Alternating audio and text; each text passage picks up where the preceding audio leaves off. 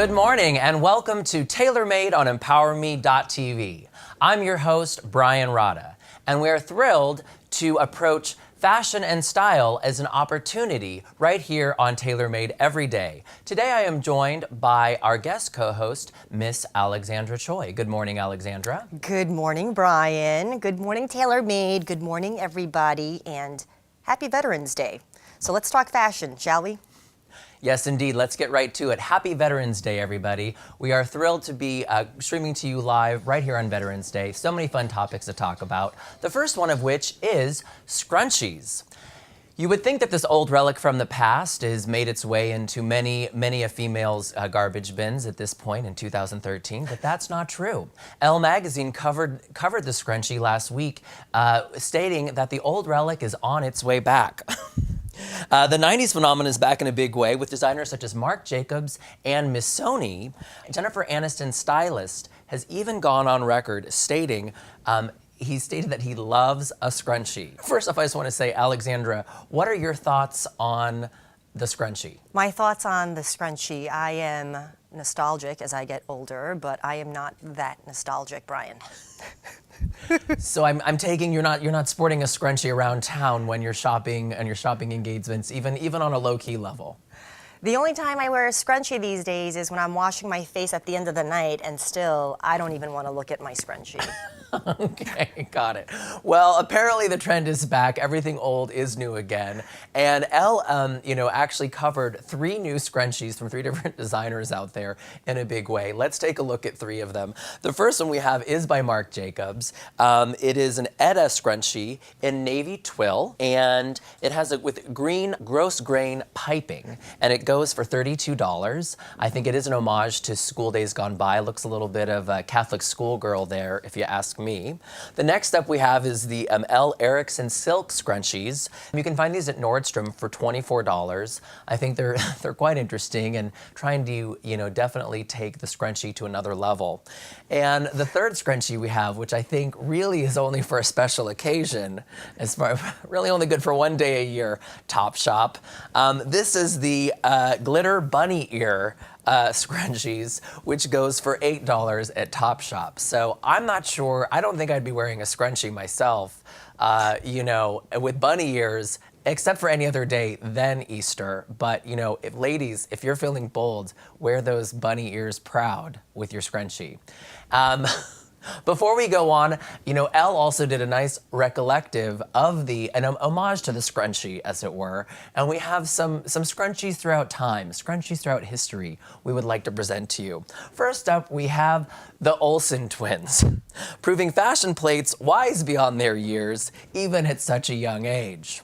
Next up we have, this is what you would call the Olympic silver medal scrunchie scowl, rocked by none other than Michaela Maroney.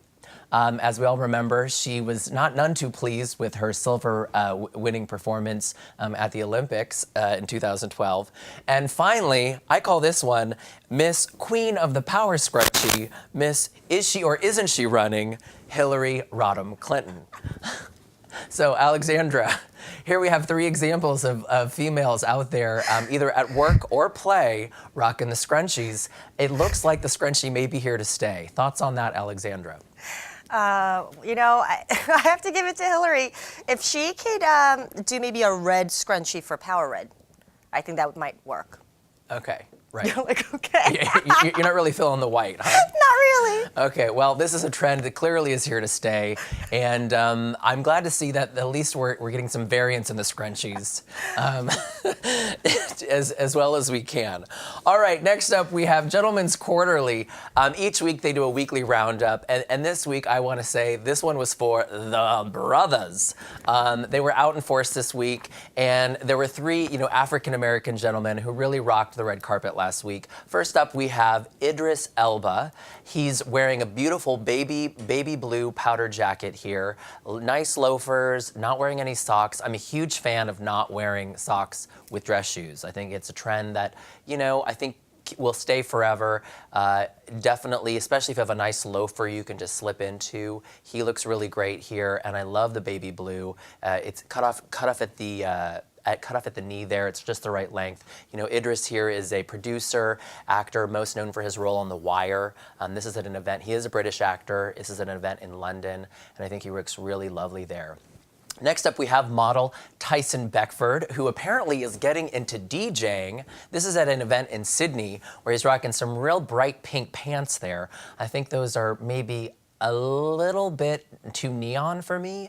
But again, you know, Tyson, when you've got a body like that and you're a model, you can pretty much get away with anything. Again, here we're noticing the loafers without socks, which I think is very fashionable, especially if you're going to go with a loafer. And you can see there on his neck, he's got his DJ attire ready to go. So kudos to you, Tyson. And finally up, we have Mr. Steve Harvey of the Steve Harvey Show. He's got a nice fur jacket there, and I don't know. This is kind of this is an almost maybe, I think he almost maybe here. He's a little Elmer Fudd. I think when you put the baseball cap on there, it takes it to another place we don't quite want to go. I'm a huge fan of the big collar. I think Steve Harvey is a bigger guy. He looks very stately. But I'm not sure he needed to rock the baseball cap there because he really looks like he's going hunting in a good way. Any thoughts on Steve Harvey there, Alexandra? I can't stop laughing. But Steve Harvey, I mean, he makes me want to go into his arms and just be hugged by him. Yeah, yeah. But I just want to know if that's real fur or if that's fake fur, yeah. Mr. Harvey. Yeah. I'm assuming that you're all for animal rights, and you know Yes, I am. Okay, got it. So I don't know if that's real fur or fake fur. he may have PETA after him sooner than later, but I do think, you know, again, we're seeing men going into color. You know, I think obviously men of color can actually go into color even further with the brown here. You see him rocking the brown, and obviously Tyson wasn't afraid of the pink and the baby blue with Idris. So kudos to you, Gentlemen's Quarterly men picks of the week. All three of you rocked it out. I just wouldn't be caught dead in a field because I think, Steve Harvey, you might come after me. All right, next up we have, you know, it is Veterans Day, and we have some really great news here, you know, not necessarily on the American front, but our British allies just renewed the 5th season of Downton Abbey. As you know, the 4th season hasn't come out yet. It's coming out January 4th. The news just broke this weekend that they were renewed for even a 5th season beyond the 4th season. So everybody's really excited about this. As you know, Downton Abbey takes place during the Edwardian period. Earlier this year, more than 24 million viewers watched the 3rd season of the series in the US, making it the most watched drama in PBS history. I think that's really fascinating. Something that is this sort of, I don't even want to say antiquated, because the show is very fresh, it's very modern, but this costume drama, to have 24 million American fans, I think we as Americans are much more fascinated with this than even the Brits are, because we don't have that royal culture in our blood. We still don't have it present to us. You know, most of our buildings, the oldest buildings we have are, you know, barely 200 years old. So it's really exciting to, you know, see a costume piece like this, you know, be extended for a 5th season. I know a lot of Americans are really excited about it. So let's go through some of the fashion here. It's really amazing what they're doing here in a larger scale. Sarah Buxton is the costume designer, and I know she's having a lot of fun. She's really, really playing with a lot of different images. Her team, Buxton and her team, take 30% of the costumes from scratch. They rent several of the others, and then trim them and dye them to suit the show's purposes. Other times they take original garments from the early 20th century and attempt to restore them using vintage beading and materials. So first up, let's look at Maggie Smith. She's really rocking out the color here. She's got pink, or it's a purple outfit here. Really lovely, a nice top. Because she is the eldest lady of the house, she does have more color, but you see during the war period, during World War I, they actually sort of dyed, they pulled the colors back quite a bit. The next image we have is the 3 sisters, obviously sisters Edith, Sybil, and Mary, and all 3 of these girls have become huge stars because of this show. The detail on the dresses, Sarah Buxton was even quoted as saying, a lot of these pieces are vintage and she has to repair them on set. There was one dress in particular that actually broke down when they were filming, and she had to go and repair it. And she luckily found a vintage piece of cloth and was able to replace it right on set. The next image we have here is obviously all the servants. I think all the details at Downton Abbey, they really nail it, from the hairstylings. This is the upstairs, downstairs show, and these are all the downstairs participants. Here we have Miss Hughes and Sarah O'Brien, obviously in black, showing their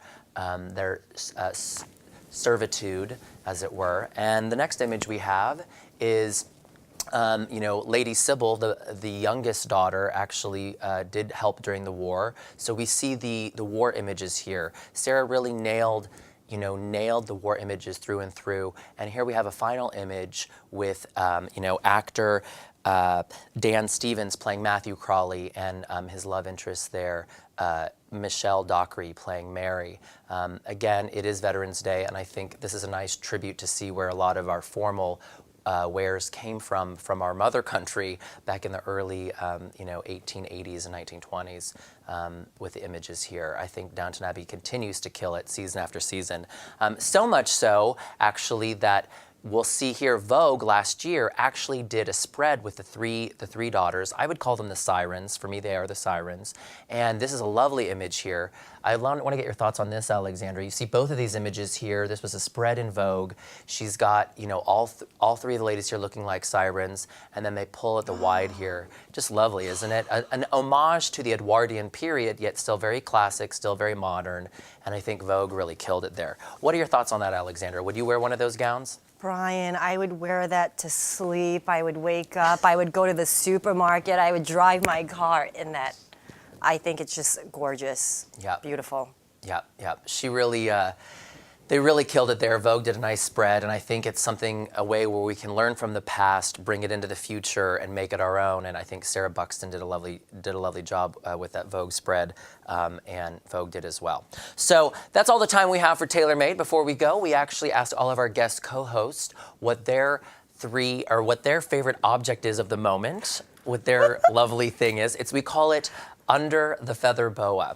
And this morning, we have brought in here Under the Feather Boa. Let's see here. Show it here. Wrap this around here. What do we have here? What did Alexandra bring in today? Oh my gosh, hello bling. That is some bling if ever I've seen it. Now, tell me about this ring, Alexandra. Well, I brought that ring here because I'm ready to finally put something to rest. Okay. I purchased that 2 years ago when I went to Korea, and I was buying souvenirs for all my close friends. And that was initially bought for a very close friend, but I ended up keeping it for myself instead. It's brought me a lot of joy and happiness the last 2 years, but I've been feeling a little guilty about it, so I wanted to just kind of get it out there. So now I feel much better. I don't feel guilty about wearing that anymore. You don't feel guilty about it anymore. Okay. Well, and what is this made out of? I'm assuming this isn't real. I believe it's crystal. I believe crystal. it's crystal, yes. Okay, it's crystal. Well, Yeah. it's lovely. It's not diamond. It's not a diamond. It's not a real diamond. All right. Well, thank you so much for bringing this in today. And where can people find you, Alexandra? You can find me everywhere on social media, Facebook at Alexandra Choi, Twitter at Alexandra Choi, Instagram, Alexandra Choi, and my blog, The Diary of the Thriving Actress, and that's www.girlwhereyouat.blogspot.com.